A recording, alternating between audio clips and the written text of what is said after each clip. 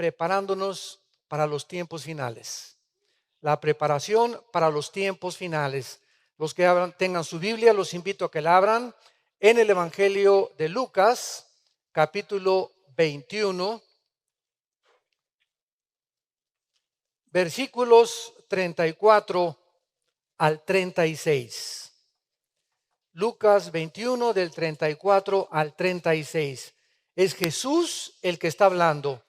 Mirad también por vosotros. Esta palabra mirad significa mantente vigilando tu corazón, tu vida interior. Mirad por vosotros que vuestros corazones no se carguen de glotonería y embriaguez y de los afanes de esta vida, y venga de repente sobre vosotros aquel día. Está hablando desde luego del arrebatamiento de la iglesia, porque la segunda venida no vendrá de repente. La segunda venida vendrá con los cielos se oscurecerán y el sol se pondrá negro, la luna como de sangre, etcétera, etcétera, y verán la señal del Hijo del Hombre en los cielos. Así que es importante separar y distinguir entre el arrebatamiento de la iglesia y la segunda venida de Jesucristo. Y dice el versículo 35, porque como un lazo vendrá sobre todos los que habitan sobre la faz de toda la tierra. Velad pues en todo tiempo, orando para que seáis tenidos por dignos de escapar de todas estas cosas que vendrán y de estar en pie delante del Hijo del Hombre. El siglo XX fue conocido y ha sido catalogado como el siglo donde se han hecho los más grandes descubrimientos científicos y los avances tecnológicos más grandes de toda la historia de la humanidad. Pero aunado a esto, a pesar de que el siglo XX fue el siglo donde más avances científicos y tecnológicos ha alcanzado el ser humano, es increíble que el siglo XX haya sido el siglo al mismo tiempo, de una forma irónica y paradójica, el siglo donde más sangre se ha derramado. 2 guerras mundiales con más de 100 millones de personas muertas, como el fruto del darwinismo, como el fruto del comunismo, del fascismo y del socialismo. Entonces, estas ideologías que permearon el siglo XX y que hicieron ensoberbecer al ser humano, convirtieron al ser humano en un robot, donde la tecnología y los avances científicos llenaron de humo la cabeza, y es el siglo al mismo tiempo, no solo donde más sangre se ha derramado, donde las teorías de Darwin que infectaron la psicología, infectaron el marxismo, infectaron el socialismo, el fascismo y el nazismo, es el siglo también donde más personas se han convertido al ateísmo. Nunca había habido tantos ateos como en el siglo XX. Darwin, ateo; Sigmund Freud, ateo; Carlos Marx, ateo; Jean-Paul Sartre, ateo; Friedrich Nietzsche, Bertrand Russell, Richard Dawkins, Christopher Lenin, Sam Harris, y así podría enumerar más de 15 o 20 personas que invadieron las bibliotecas y comenzaron a infectar las mentes de los jóvenes, de nuestros hijos, con el ateísmo, el materialismo y el evolucionismo, principalmente. Y sin embargo, acaba el siglo XX y entramos al siglo XXI, y es un siglo donde comenzamos a despertar de que ni los avances tecnológicos ni los avances científicos nos han ayudado, y entramos al siglo XXI con una ansiedad, con un estrés, a punto de comenzar una tercera guerra mundial en el Medio Oriente actualmente, con problemas de terrorismo, con problemas de inmoralidad, donde se relajan las normas sociales completas, donde en 1973 se legaliza el aborto en Estados Unidos, hasta ahorita 18 millones de niños muertos en nombre de la ciencia por el medio del aborto, donde en junio del 2015 se legalizan los matrimonios gays y donde vemos cómo las familias y la sociedad, el matrimonio que forman la base de toda sociedad, estamos completamente en decadencia. Porque cuando la familia es atacada, en ese momento la sociedad no puede sobrevivir. Porque el fundamento de la sociedad es la familia y el matrimonio. Entonces, estamos en un mundo donde tenemos que levantar los ojos y darnos cuenta que hace 2000 años un hombre dijo: yo soy el camino, la verdad y la vida. Y tenemos, como dijo, me dio muchísimo gusto escuchar a la primer ministra de Alemania, Angela Merkel, decir hace un mes: Europa necesita regresar a la Biblia y a Jesucristo. El padre de esta mujer era pastor. Y me dio gusto que se haya nombrado en la revista Time la mujer del año a esta mujer, Angela Merkel. Ella de carrera es astrofísica. Pero ¿cómo es posible, verdad, que en medio del ateísmo donde vive en Europa tenga el valor de decir: Europa necesita regresar a la Biblia y a los principios, valores que están establecidos en la palabra de Dios? No cabe duda que todos estos acontecimientos a nuestro alrededor nos hablan de un mundo que se encuentra a punto de naufragar. Cada día que nos encontramos más y más de la culminación del plan profético que Dios tiene para nosotros en relación a la raza humana, se están precipitando los acontecimientos con una velocidad vertiginosa, donde estamos ya a punto de ver, ¿verdad?, la desaparición de millones de seres humanos en lo que la Biblia enseña como el arrebatamiento de la iglesia. Millones de seres humanos, tal vez ahorita acabando esta conferencia, hoy en la noche o mañana, un mes, no sé por qué es inminente el arrebatamiento o el famoso rapto de la iglesia. Millones vamos a desaparecer y el mundo se va a comenzar a sumergir bajo los juicios de Dios, descritos del capítulo 4 al 19 del libro del Apocalipsis. Ante todas estas cosas, santos de Dios, ¿cómo debemos de prepararnos para estos tiempos que estamos viviendo? La Biblia nos ofrece a continuación, de manera práctica, varios consejos de cómo debemos prepararnos física, mental, económica y espiritualmente. Y vamos a ver en primer lugar la primera parte de la preparación. Número 1. Es importante que en los tiempos que vivimos nos comencemos a preparar confiando más que nunca en las promesas de Dios. Este libro que tengo en mis manos es nuestro sostén, nuestra fortaleza. Este libro que tengo en mis manos es el único medio que mi alma y tu alma tiene para poder enfrentarnos y poder resistir la presión del mundo que nos rodea, porque estamos presionados sexualmente, económicamente, con tentaciones de todo tipo, con tentaciones comerciales, económicas, etcétera, etcétera.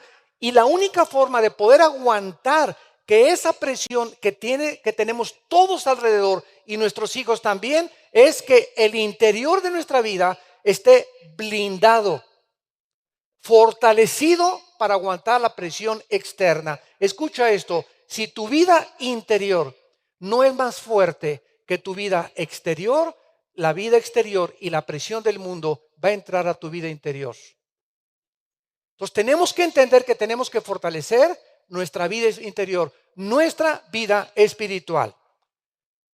En Juan capítulo 14, Cristo se estaba despidiendo de los apóstoles. Y el Señor Jesucristo inmediatamente discernió que los apóstoles se encontraban en un estado de estrés, de ansiedad. No entendían todavía muchas cosas.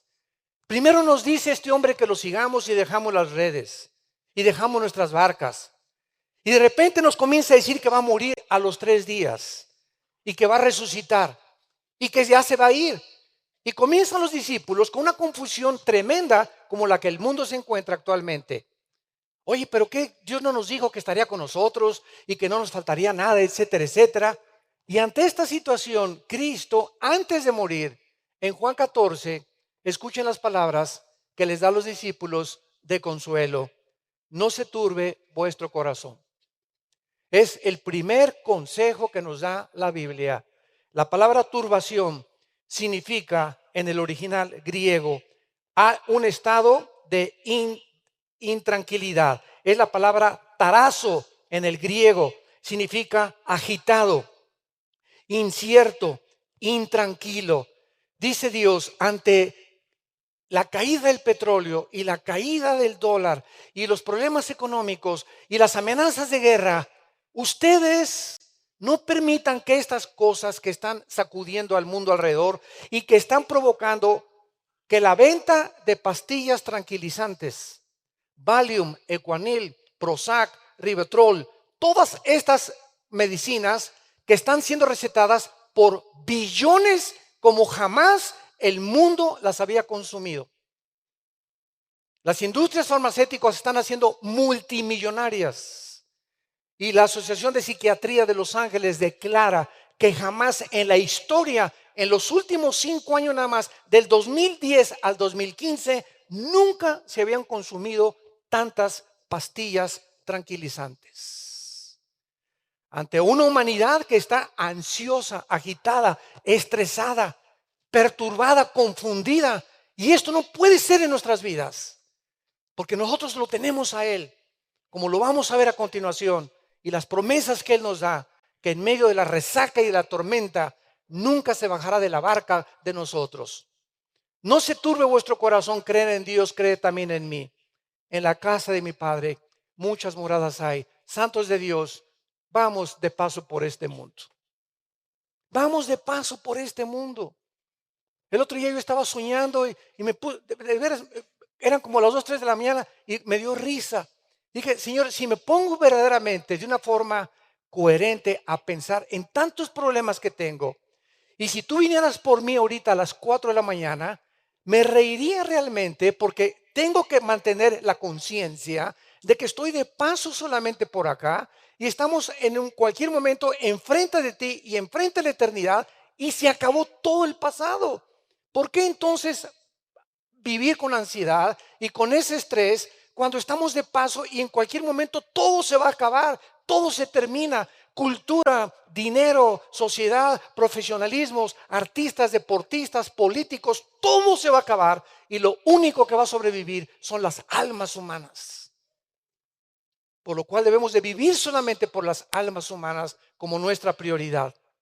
En el versículo 27 de Juan 14, Jesús dice, la paz les dejo, mi paz les doy. Juan 14, 27, yo no os la doy como el mundo la da. No se turbe vuestro corazón, ni tengan miedo. Otra vez las palabras de Jesús, mientras en tu vida tú no tengas paz, no tienes nada. La receta hace 2000 años para el estrés y la ansiedad del siglo XX nos las dio un hombre llamado Jesús. Y hace 2000 años Jesús sabía que el estado interno de una persona lo enferma. Como lo vamos a ver más adelante, psicosomáticamente, te enferma mentalmente, gastrointestinalmente, cardiovascularmente. El estado mental de nosotros nos roba la paz, nos roba la tranquilidad, nos roba la felicidad, nos quita completamente el poder disfrutar a nuestra familia, el poder disfrutar a tu esposa, el poder disfrutar a tu novio, porque te encuentras en un estado de ansiedad, de estrés, de preocupación, que aunque tengas dinero no lo vas a poder disfrutar, porque para poder disfrutar la vida se necesita vivir en paz. Y un cristiano no puede tampoco venir a la Biblia sin la paz. Imagínate venir a la Biblia, Señor, mi hija, Señor, mi trabajo, Señor, y el Espíritu Santo te dice, ¿sabes una cosa? Sereno moreno. Te calmas primero, comienzas a alabarme, comienzas a confiar en mis promesas, comienzas a entrar en un estado de tranquilidad, porque mi Espíritu Santo es un espíritu que solamente se puede comunicar contigo, Armando, me dice el Señor. Solo me puedo comunicar contigo cuando dentro de tu vida, en tu corazón, estés tranquilo. Porque de otra forma, escucha, no puedes discernir mi voz. Es imposible conocer la voluntad de Dios y discernir lo que Dios nos está diciendo si cuando yo vengo a la Biblia no soy completamente en paz conmigo mismo. Estas son las palabras que Cristo dio hace 2000 años y necesitamos oír para que no seamos sorprendidos por la depresión, la inseguridad, la intranquilidad. Recordemos que Jesús nos dijo: estoy con ustedes todos los días hasta el fin del mundo. Fueron las últimas palabras que él pronunció. El rey David, en el Salmo 37, vivía en un estado de agitación tal, rodeado y perseguido por ejércitos, por el rey Saúl que lo quería matar, por un gobierno que lo quería asesinar. Y en el Salmo 37, que es uno de mis favoritos, el rey David nos da estas promesas de Dios. No te impacientes a causa de los malignos. Es lo primero que la Biblia nos enseña. No trates de excitarte o de que tu paz se quite por tanta maldad que existe. No te impacientes por ello. No tengas envidia tampoco de los que hacen iniquidad, porque como la hierba serán pronto cortados y como la hierba verde se secarán. Confía en Jehová y haz el bien y habitarás en la tierra y te apacentarás de la verdad. Deleítate a sí mismo en Jehová y Él te concederá las peticiones de tu corazón. Encomienda a Jehová tu camino y confía en Él, y Él hará. Exhibirá tu justicia como la luz y tu derecho como el mediodía. Guarda silencio ante Jehová y espera en Él. No te alteres con motivo del que prospera en su camino por el hombre que hace lo malo. Deja la ira y desecha el enojo. No te excites en manera alguna a hacer lo malo. Noten ustedes las palabras del Espíritu Santo. Confía, versículo 3. 4, deleítate. 5, encomienda. 7, guarda silencio, no te alteres. 8, deja la ira. Confía en Jehová, deleítate en Él. Dice Dios, ven todos los días, así con las mochilas que traes de problemas, y traes una cosa así, traes un burro aquí cargando que te está casi oprimiendo. Con todo eso levántate en la mañana y tienes problemas con tus hijos, con tus papás, con tu novia, con tu esposo, con el gobierno, con los tax, con los impuestos, etcétera, etcétera. Así como estás en la mañana, híncate y olvídate completamente, porque tú tienes la capacidad mental de decir: ahorita no quiero pensar en nada ni en nadie más que en ti, Señor, y deleítate y confía a memorizar mi palabra, y yo te concederé las peticiones de tu corazón.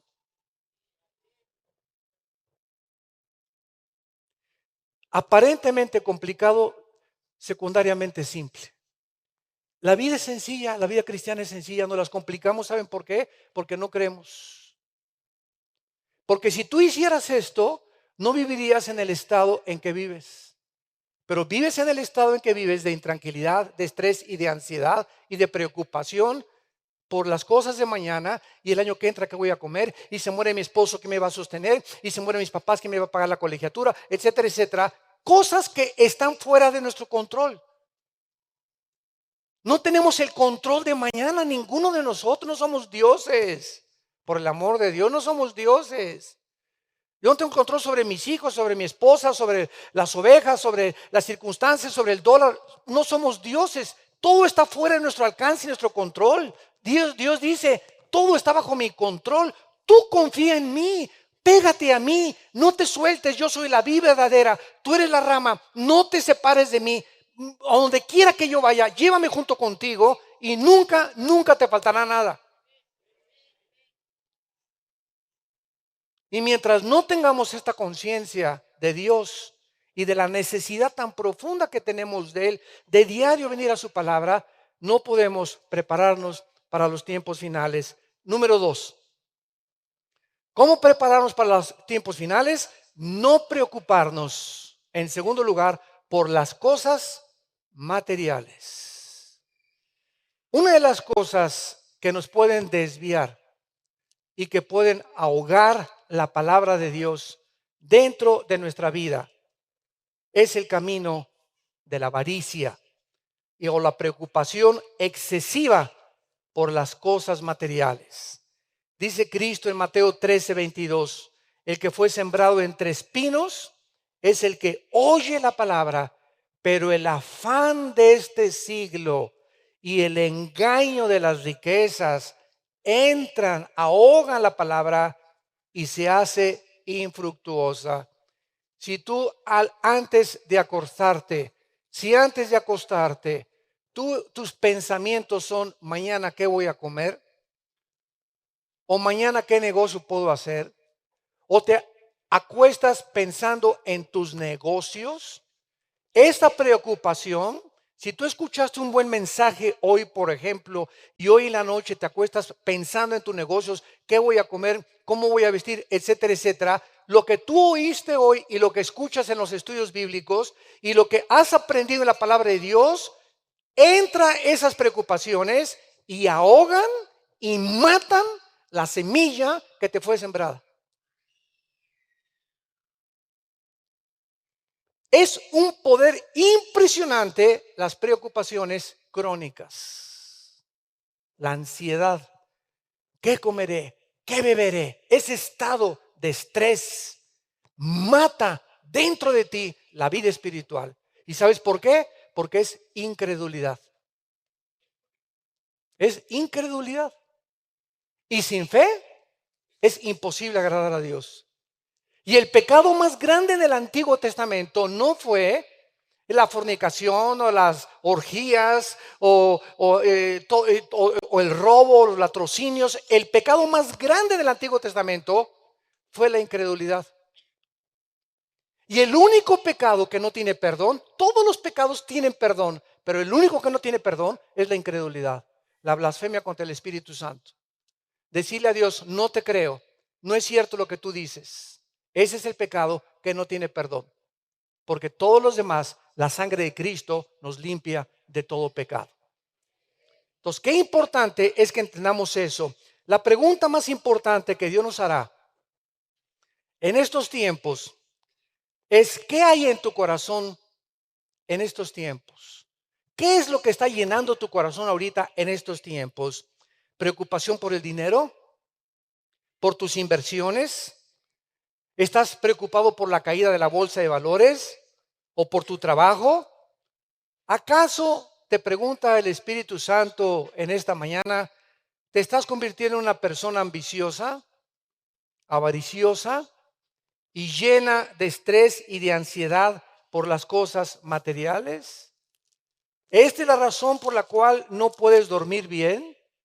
Esta es la razón por la cual no puedes disfrutar ni siquiera tus vacaciones, porque hasta en tus vacaciones te llevas tu laptop para seguir trabajando en tus vacaciones. Hasta tus vacaciones te llevas tu iPhone y tu iPad para seguir en contacto con el mundo, porque no te puedes despegar del mundo, ni puedes disfrutar a tus nietos, a tus hijos 3 o 4 días, no pensar en nada más que en tu familia. En la playa y en el mar la vida es más sabrosa. Qué triste, ¿verdad? En Mateo capítulo 6, los discípulos se encontraban en este estado. Y pues iban caminando con Jesucristo y nos podemos imaginar a Pedro. Juan, ¿qué pasó, Peter? Oye, ¿no habrá un holiday hoy en la noche? Oye, ¿trajiste tortas para mañana? Oye, ¿y ya tendremos para pagar la colegiatura de tu hijo el mes que entra? Y venían los discípulos pensando en sus corazones, porque es natural del ser humano vivir en este estado, pero nosotros tenemos ahora más sabiduría que ellos. Y entonces Cristo en el versículo 25 les dice: no se afanen por su vida. La palabra afán, ansiedad, preocupación, pensar continuamente en algo que se vuelva crónico o obsesivo, vivir en un estado de intranquilidad. Es una orden: no se afanen por su vida. No estén acostándose y yéndose a la cama preocupados por el mañana, qué comeré, dice el versículo 25, qué voy a beber y por el cuerpo que hay de vestir. ¿No es la vida más que el alimento? O sea, ¿hoy amaneciste o no amaneciste? Si no hubieras amanecido, no estuvieras escuchando lo que estamos hablando. Ok, si tú amaneciste, ¿por qué seguiste respirando hoy en la noche? O tú te apretaste un botón y dijiste, no te olvides de respirar, en la noche. En la noche entramos en un estado inconsciente y estamos nosotros desconectados completamente de la realidad y del consciente, y nuestro corazón sigue bombeando. Y si amanecimos hoy es porque esa vida viene de Dios. Y la única razón por la cual tú amaneciste hoy en la mañana es porque Dios te está diciendo, no he acabado con tu vida. Tu misión no ha terminado. Y si tú sigues vivo y yo soy el que te mantengo vivo, ¿tú crees que no te voy a dar de comer y no sé que necesitas vestirte y no sé que necesitas un techo donde cubrirte? Entonces, ¿por qué piensas en las cosas que yo te quiero dar? ¿Por qué te preocupas? Esas cosas me pertenecen a mí. Tú no te preocupes por eso. Preocúpate en buscar mi reino y mi justicia y te lo daré por añadidura.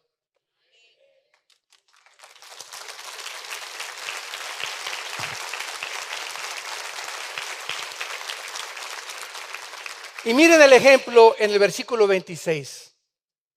Ahora, cuando en Génesis 2 y 3 Dios hizo la creación, Dios hizo los leones, los tigres, las serpientes, las palomas, las cucarachas, los cabritos, los elefantes, los dinosaurios, etcétera, etcétera.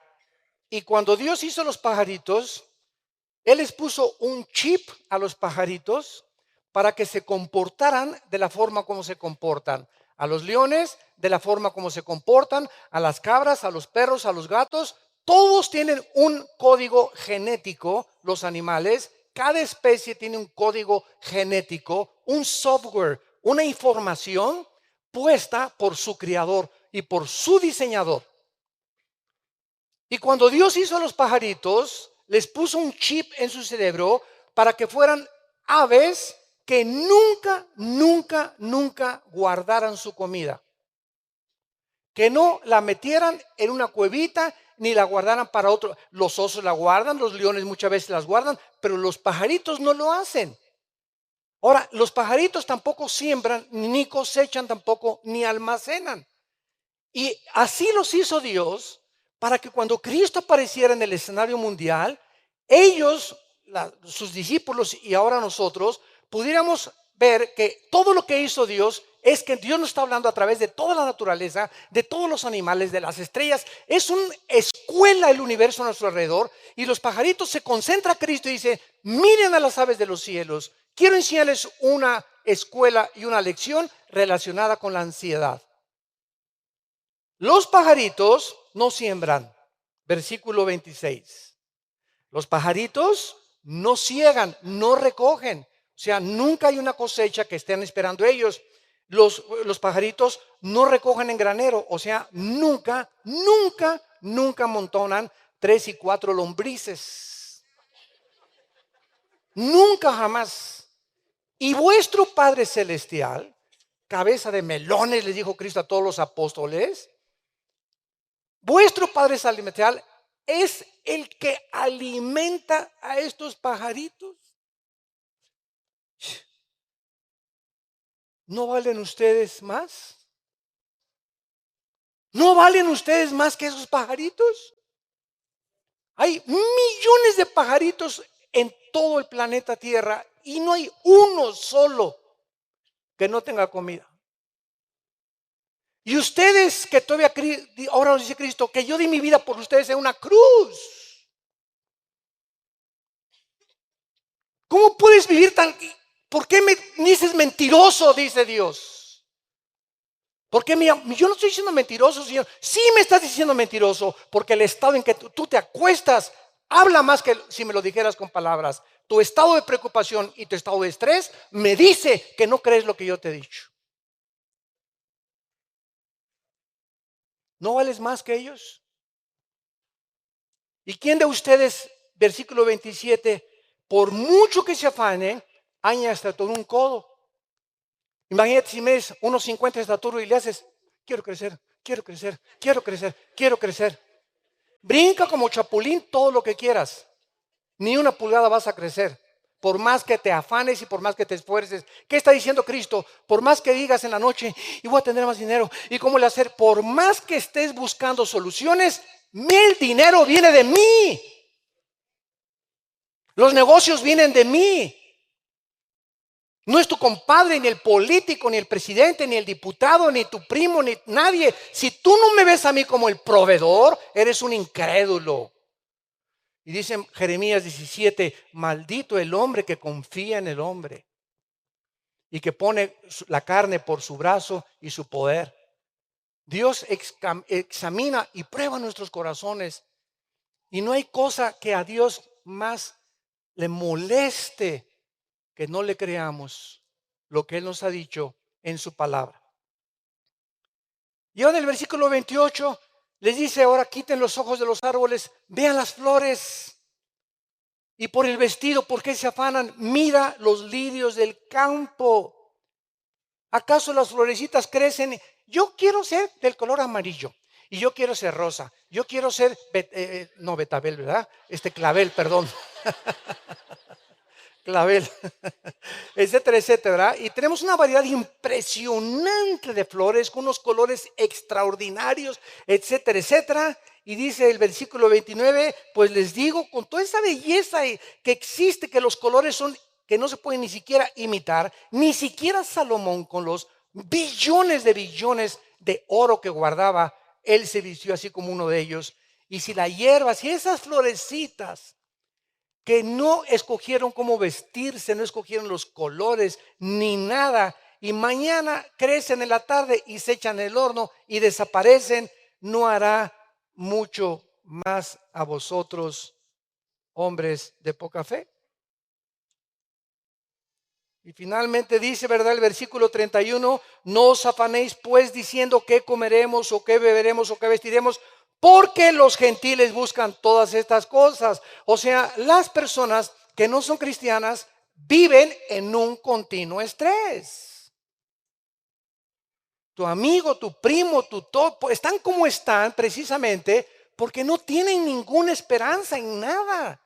Y si no tienen dinero, y si no tienen una base y una fortaleza en qué confiar, tiene que a los chochos tranquilizantes de Ecuanil o drogas o alcohol o lo que sea, pero no puede, es imposible que se sostengan ante un mundo con tantas presiones en sus 5 sentidos. Pero Cristo en sus 5 sentidos en la cruz abrió los brazos y cuando le dieron a beber hiel para poder adormecerlo un poco y quitarle un poco el dolor, lo negó. Quiso morir en sus 5 sentidos hasta el último minuto de su vida.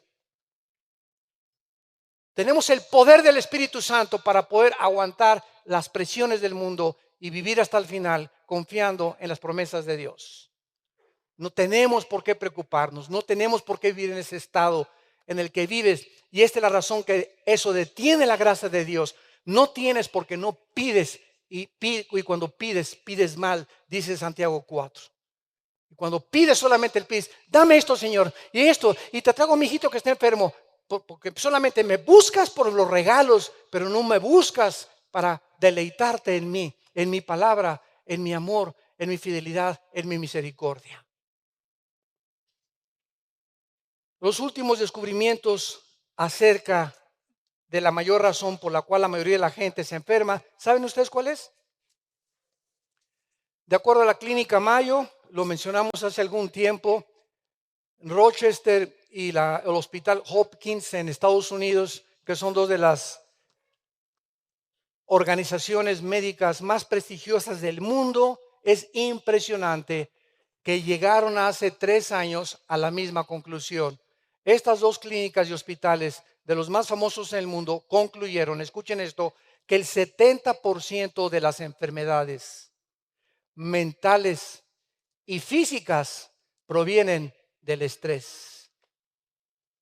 Del estrés. ¿Qué es la enfermedad del siglo XX? El estrés. ¿Qué es el estrés? El estrés es un estado interno de falta de contentamiento, de envidia, de preocupación, de avaricia, de egoísmo, de rencor, de odio y de amargura. Todas estas características negativas de la mente enferman, y lo comprobaron llamándoles enfermedades psico-mente, soma, cuerpo, psicosomáticas. El cuerpo se enferma por el estado en que tu mente se encuentre. El 85% de los pacientes que acaban en el manicure, a los que no me entiendan, en el hospital psiquiátrico, son personas que se encuentran ahí en un estado de desequilibrio mental porque nunca pudieron resolver problemas de pecado de su pasado. Cuando nosotros no resolvemos el problema del pecado, que fue la razón por la cual Cristo murió, ese es el pecado en lo cual nos descompone, nos desequilibra, nos altera nuestra manera de pensar, nos enferma, nos lleva a una psicosis. Y ese es a lo que Cristo vino, a librarnos de ese estado mental, porque la guerra está aquí en mi mente, entre el bien y entre el mal. Todo en mi vida se resuelve aquí, dentro de esta cabeza. Y aquí están mis pensamientos. Y esos pensamientos que pululan y que son como miles cada día que llegan por todos lados, yo tengo el poder de controlarlos. Tú tienes el poder de controlarlos, porque Dios no nos ha dado un espíritu de cobardía, sino de poder, amor y dominio propio.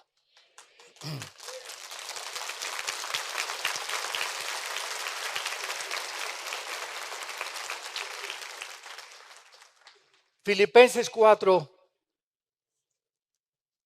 del 6 al 7. Por nada estén afanados. ¿Qué dice? ¿Por qué? Ahora, es interesante que en la construcción gramatical del original griego, ahí está en imperativo.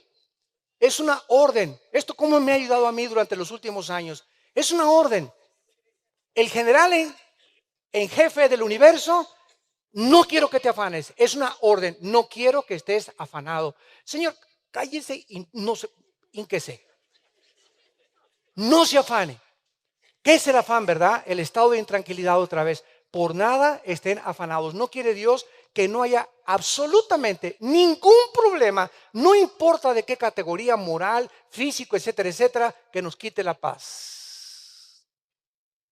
Y dice más adelante, si no sean conocidas vuestras peticiones, o sea, ¿qué es lo que te ha llevado a ese estado en el que te encuentras de insanidad mental? Porque es vivir en insanidad mental, vivir sin paz. Una persona, ahora dice la Academia de Psiquiatría en Los Ángeles, que ya, escuchen esto, ya no hay una sola palabra para poder definir quién es normal y quién no es normal. Acabo de estar en el Ecuador en una conferencia que invitaron un grupo de psicólogos y psiquiatras, y platicando con uno de ellos, le dije, ustedes en el siglo XXI, ¿a quiénes clasifican como personas normales y a quienes no son normales? Porque hace 25 años la homosexualidad estaba clasificada como algo completamente anormal. Ahora ya lo borraron y han redefinido la homosexualidad.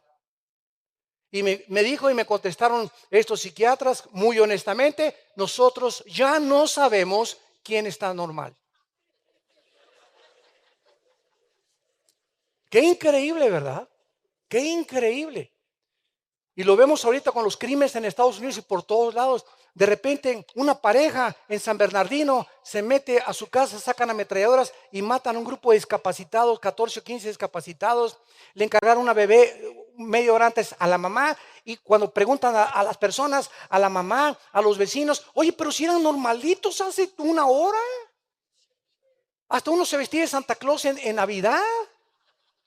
Y de repente la mente humana cambia impresionantemente, y una persona que tú dices, pero es que esta persona era así, y es que no lo puedo creer, es que no hemos entendido el potencial de maldad que se encuentra en nuestro corazón. No lo hemos podido comprender.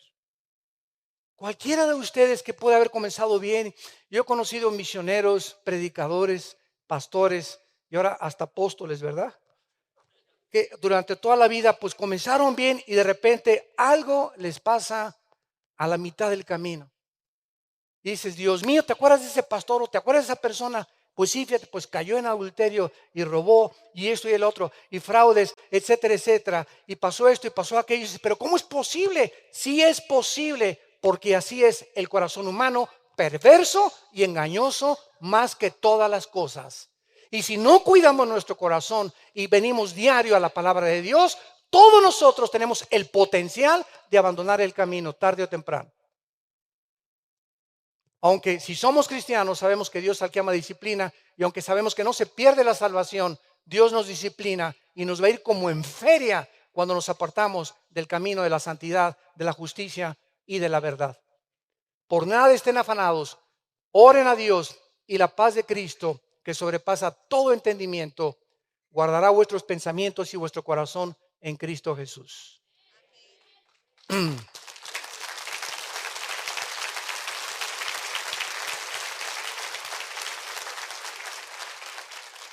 Meditando en esto hace algunos días, yo pensé que la mente es como un archivero. A, B, C, D, E. Hace algún tiempo, ¿verdad? Ahí me gustaba entrar a los escritorios de mi secretaria y abría yo los cajones y el estado en que los cajones de la secretaria se encontraban me hablaba del carácter de esa muchacha o de esa señora. Y hay secretarias que tienen así, ¿verdad? Hasta papitas ahí metidas por acá y por allá y todo revuelto. O te metes a un archivero donde el A está en la Z y la Z, oye, chole, ¿verdad? ¿Qué te pasa? Porque no has acomodado. Entonces, ese desorden causa confusión. Y la mente es como un archivero. Entonces, cuando en mi mente no hay la A, la B, la C, mis prioridades no están en orden, hay confusión. Por eso dice, y la paz de Dios, que sobrepasa todo entendimiento, dice, guardará vuestros pensamientos. Cuando yo me apodero otra vez de la paz de Dios y regresa a mi vida la paz de Dios, ¿qué significa esto? Que sin paz no puede haber orden aquí. Entonces no tengo paz porque hay algo que está fuera de su posición. La B, un problema que necesito entregárselo a Dios, no se lo he entregado y estoy pensando en esto y no se lo he entregado y se me amontonan los problemas y me causan presión y esa presión afecta mi salud. Físicamente también. Es impresionante la psicología de Cristo, impresionante la psicología de la palabra de Dios. En tercer lugar, ¿cómo nos preparamos para los tiempos finales? Invirtiendo en el reino de Dios. Número 3. Es realmente impresionante que el 65% de las palabras de las parábolas de Cristo están relacionados con el manejo del dinero. El 65% de las parábolas de Cristo están relacionadas de cómo usar la economía. Porque Dios sabe perfectamente bien que ahí en tu cartera y en mi cartera, ahí es donde nosotros damos testimonio de cómo manejamos nosotros el dinero. Es triste observar que muchos cristianos viven preocupados por saber en estos tiempos. No se imaginan la cantidad de correos. Oiga, doctor Alducin, ¿me podría recomendar en dónde puedo invertir? Puedo invertir en la bolsa de valores, en petrobonos, en Bancomer, en HSBC, o ando buscando un asesor financiero. ¿Usted qué me recomienda como pastor? Y quieren estas personas hacer estas preguntas y no son inválidas cuando hay ignorancia. Pero cuando tú eres cristiano y sabes que la mejor inversión donde no vas a perder ni hay falta de intereses es en el reino de Dios. Desde luego, esto no significa que no debamos ahorrar cierta cantidad de dinero, pero escuchen esto, el único balance que podemos tener en lo que nosotros ahorramos delante de Dios es el siguiente, que lo que tú ahorras no sea más de lo que Dios quiere que tú ahorres. Por ejemplo, si tú ganas 100,000 pesos mensuales y estás diezmando, ¿verdad? Bueno, 10,000 de 100,000 son 10,000 o das 15,000 y guardas 80,000 y vives con 40,000, estás viviendo con la bendición delante de Dios y Dios te va a multiplicar esos 100,000 pesos como tú no te imaginas. Pero cuando tú guardas más de lo que debes de guardar por la avaricia, por la inseguridad, que si no guardo al cochinito, y si no le echo al cochinito, y si no invierto acá, y si no invierto allá, no me puedo sentir seguro de mi futuro. Es en ese momento cuando tu conciencia te dice, has violado una ley de Dios. Veamos nosotros claramente lo que dice Mateo capítulo 6, el Señor Jesucristo a unas personas que se acercaron para que Cristo les aconsejara su futuro económico o su bienestar económico. Dice Mateo 6, versículo 19. No se hagan tesoros en la tierra donde la polilla y el orín corrompen y donde los ladrones minan y hurtan, sino haceos tesoros en el cielo donde ni la polilla ni el orín corrompen y donde los ladrones no minan ni hurtan, porque donde esté vuestro tesoro estará tu corazón. En el 2008, hace 7 años, cayó la bolsa de valores en Nueva York 777 puntos, más de 72 billonarios se suicidaron.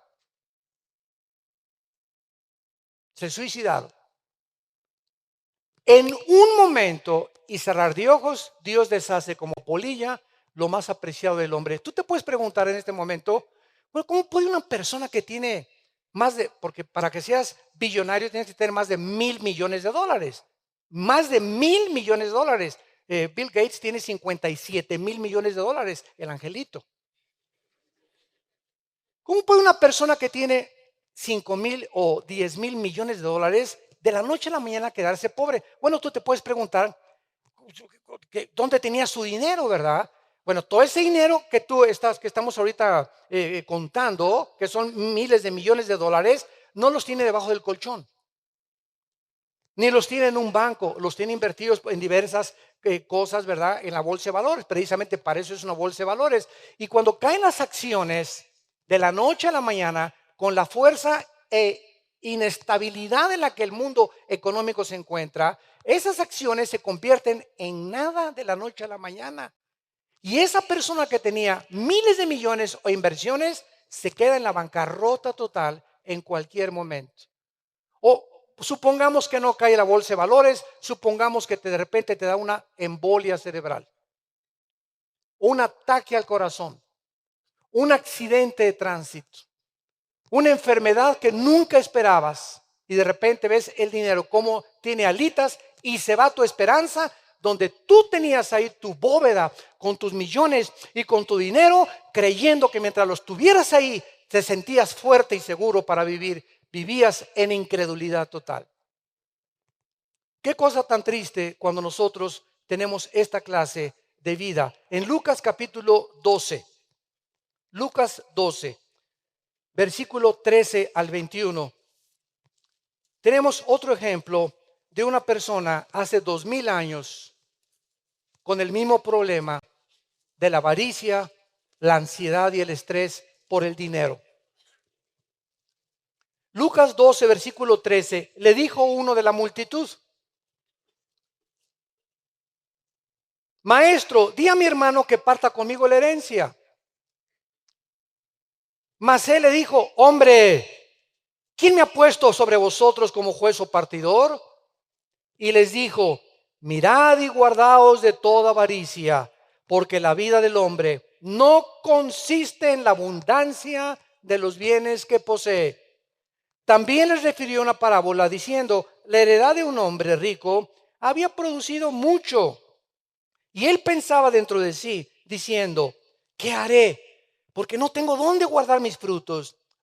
Esto haré: derribaré mis graneros y los edificaré mayores, y allí guardaré todo mi dinero, todos mis frutos y todas mis posesiones materiales. Y diré a mi alma: ahora sí, vete a la Riviera Maya. Tranquilo, tienes muchos bienes, descansa, repósate, come, bebe y regocíjate. Pero Dios en el mundo espiritual le dijo: necio. Esta misma noche en que esos pensamientos ocupan tu alma, vienen a pedirte tu alma. Vean lo que dice Cristo, no dice vengo a pedir tu alma, dice alguien viene a pedir tu alma, y no era él, los demonios. Vienen a pedir tu alma, y lo que has provisto, ¿de quién será? Así es el que hace para sí tesoros y no es rico para con Dios. Y en cuarto lugar y penúltimo, debemos prepararnos física, emocional y espiritualmente. Santos de Dios, somos espíritu, tenemos un alma, vivimos dentro de un cuerpo. Físicamente, Dios en Levítico 11 dio las leyes de la nutriología, de la higiene, para el bienestar de su pueblo que Él redimió de Egipto. Y Dios nos deja en la Biblia lecciones grandísimas porque la comida la hizo Dios. No solamente Dios es el autor de las vegetales, verduras, frutas, sino que Dios es el autor y diseñador de este cuerpo que tenemos. Y Dios es el único, Él es el único, por más grandes nutriólogos que tú tengas, Dios es el único que sabe qué necesita tu cuerpo y mi cuerpo para mantenerse saludable. Y Dios quiere darnos salud. Entonces Dios les prohibió a su pueblo el colesterol, que se descubrió en los 70s, 80s del siglo pasado. Una sustancia grasosa que entra a las arterias y que las comienza a cerrar y el corazón comienza a tener trabajo en bombear la sangre porque hay tanta grasa y así vienen los ataques cardíacos. Por el colesterol, los triglicéridos, la enorme cantidad de panquecitos marinelas que te comes cada semana, de pizzas, que es lo que más harina tiene que cualquier otra cosa. Y esta vez cada 15 días una pizza, ¿verdad? Está un chuletón así de tibón cada 15 días, no hay ningún problema. Pero por el amor de Dios, si pasas de los 40, 45 años de edad, tienes que poner cuchillo en tu garganta, como dice en Proverbios capítulo 23. Entonces, tenemos nosotros que entender que todo nos es permitido, mas no todo nos conviene. Pero eso sí, cuando alguien abuse la comida, ahora sí está de moda, ¿verdad? Las campañas de sanidad. Y sáneme, hermano, y póngame la mano con la panza de Santa Claus. Y sabes una cosa, Dios te dice, mira, yo te di a ti mis leyes para que tú supieras qué comer y qué no comer. En un restaurante tienes y puedes coger esto tú sabes que no es bueno para ti. Si estás pasadito, cuídate y revisa tu peso y pésate todos los días en la báscula para que vayas controlando tu peso. Pero si tú te llegas a enfermar, quiero decirte una cosa, yo no voy a ser responsable de ti. Tú eres responsable de tu salud. Si tú estás enfermo por violar mis leyes, entonces tú eres el que tienes que recoger tu cosecha. Yo por eso nunca oro por los gordos. Que tengo hipertensión, que me duele la cabeza, que esto y que lo otro, ponte a dieta y te pongo las manos. Porque Dios no es el genio de la lámpara de Aladino. Tenemos que cuidar nuestro cuerpo también. En 1 Corintios capítulo 9, sexualmente. Dice 1 Corintios 9, versículo 25, todos los atletas que luchan, de todos se abstienen. 1 Corintios 9, 25 al 27. Así que de esta manera corro, no como la aventura, de esta manera peleo, no como quien golpea al aire. Pablo usa el ejemplo de los atletas. Ayer me dio tanto gusto saber que el Barcelona, campeón de clubes del mundo. Amén. Para los que le iban a todos los demás, ¿verdad? Increíble que le haya ganado el River Plate 3-0, ¿verdad? Y que Messi a sus propios contemporáneos argentinos los haya humillado. Porque es el mejor club de Argentina, el River Plate. Le ganó 3-0. Nadie en el mundo, ningún club le ganó al Barcelona. Para que vean que son espirituales, les estoy diciendo, ¿verdad? Qué interesante que el apóstol Pablo haya escogido a los atletas, a los futbolistas, a los basquetbolistas, a todos los que están involucrados como en el atletismo, como un ejemplo para los cristianos de cómo debemos de mantener nuestro cuerpo. Y dice el versículo 27, golpeo mi cuerpo y lo pongo en servidumbre. O sea, no le doy pizza, aquí se me está. Heladito, nada de helado. Aquí se me está. Desgraciadamente Roma usó este versículo para usarlo físicamente y comenzaron a golpearse con pencas de magueyes y con pencas de nopales y para chicotearse el cuerpo y para creer que castigando el cuerpo significa castigar el cuerpo para ponerlo en servidumbre. Y tiene que venir la orden de la mente. Si no renovamos nuestra mente, nuestro cuerpo no es nuestro esclavo. Entonces tú tienes que aprender a renovar tu mente para poner tu cuerpo como esclavo. Y finalmente, emocionalmente, tenemos que prepararnos emocionalmente. Cristo dijo claramente que tenemos que entender que si nuestro estado mental o psíquico, que es donde más énfasis hemos puesto, porque es el centro, el cuartel general, donde todas las órdenes parten del hemisferio derecho y del hemisferio izquierdo de nuestro cerebro. Si nuestra mente no está en orden, si nuestra mente no está controlada por nuestros pensamientos, si no tenemos el control de nuestras emociones y nuestros sentimientos, no vamos a poder resistir ni preparados para la última batalla final. Y espiritualmente, ¿verdad? ¿Cuál es la preparación espiritual? En la oración. Marcos 1:35. Cristo se levantaba antes de que el sol saliera. Todos los días el Hijo de Dios, Dios hecho carne, se levantaba a las 4 o 5 de la mañana Jesucristo. Y se iba, dice Marcos 1:35, a un lugar desierto. Y ahí en el lugar desierto, ahí oraba antes de enfrentar a los endemoniados, a los paralíticos, a los que tenía que sanar. Ahí se enfrentaba Cristo antes, porque la fuente y el origen de su poder era su comunión con su Padre. Y separados de mí, nada podéis hacer, dijo Jesucristo. Queremos prepararnos de veras para estos tiempos santos en Cristo. Tú tienes que aumentar tu tiempo de oración con Dios. Examínate en esta mañana que has oído este mensaje. ¿Cuánto tiempo oras diario? Sé honesto contigo. 10 minutos, súbele a 20. Media hora, súbele 15 minutos más, 45 minutos. Tenemos que aumentar el tiempo de pasar con Dios, porque mientras más presión, más tiempo necesitamos con Él. Porque las fuerzas, el poder, todo viene a través de la oración. Y separados de Él, nada podemos hacer. Padre, te damos gracias por tu palabra. Te damos gracias, Señor, porque no tenemos lucha contra sangre ni contra carne, sino contra potestades, principados de las tinieblas, huestes espirituales de maldad, que quieren abortar, impedir que lleguemos a la meta. Por tanto, tomen toda la armadura de Dios para poder resistir, orando en todo tiempo, con toda oración y súplica en el Espíritu, y velando en ello con toda perseverancia y súplica por todos los santos. Gracias, Jesús, por tu muerte en la cruz, por las promesas que nos has dejado, que nunca nos separarás de nosotros.